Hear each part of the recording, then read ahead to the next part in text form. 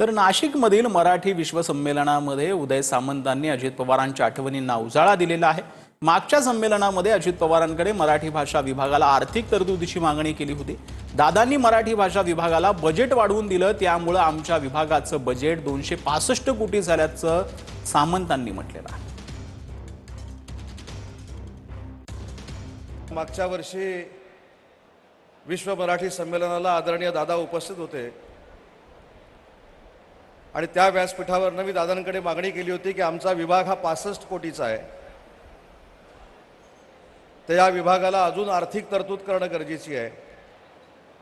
दादांनी त्या भाषणात मुख्यमंत्री महोदयांच्या समोर जाहीर केलं की मराठी भाषा विभागाला बजेट वाढवून देण्यात येईल आणि तसेच्या तसे 200 कोटी रुपये आम्हाला अजितदादांनी वाढवून दिले, म्हणून आमचं बजेट 265 कोटी रुपये झालंय